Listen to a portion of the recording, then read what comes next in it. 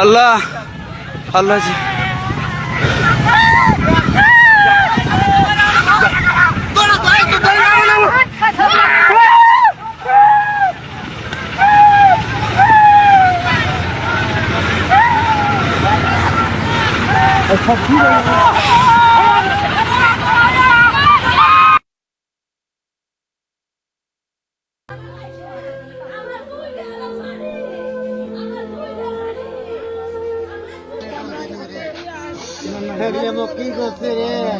কুড়িগ্রামের তিস্তা নদীতে নৌকাডুবির ঘটনায় 4 শিশুসহ 6 যাত্রী নিখোঁজ রয়েছে। তারা সবাই উলিপুর উপজেলার পশ্চিম বজরা বাসিন্দা।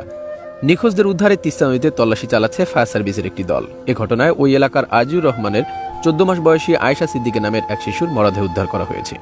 বিষয়টি নিশ্চিত করেছেন কুড়িগ্রাম ফায়ার সার্ভিসের senior station officer Shariful Islam. গতকালকে সন্ধ্যার দিকে একটা নৌকাডুবি হয় 25 জন যাত্রী নিয়ে। তার মধ্যে গতকালকে 18 জনকে উদ্ধার করা হয় এবং একজন মৃত বাচ্চা।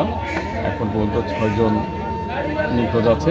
একটি পরিবারের 4 জন, তারা 2 জনের মধ্যে 6 জনের মধ্যে 4 জনই হচ্ছে 10 বছরের কম বয়স, আর 2 জন হলো স্বামী স্ত্রী।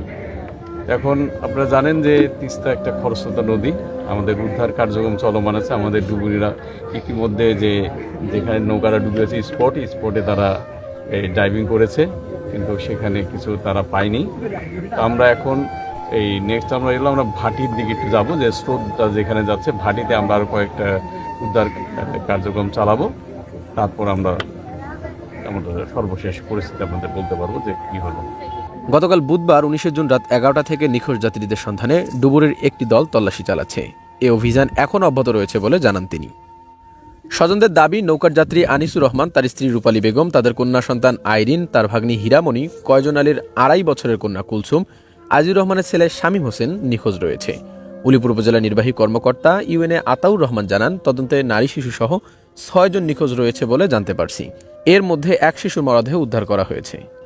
পীরগাছা উপজেলার সাওলা ইউনিয়নের গাবেরচর এলাকার আত্মীয়দের দাওয়াত খেতে যাওয়ার পথে বজরা ইউনিয়নের সাদুয়া দামার হাট এলাকার নৌকাডুবির ঘটনা ঘটে। নৌকায় 26 জন যাত্রী ছিলেন। এ সময় 19 জন নদী থেকে সাঁতরে তীরে উঠতে পারলেও 7 জন নিখোঁজ হয়। পরে তল্লাশি চালিয়ে এক শিশুর মরদেহ উদ্ধার করা হয়। কুড়িগ্রামের তিস্তা নদীর পাড় থেকে জুবায়ের জিহাদি, উত্তাল বাংলা।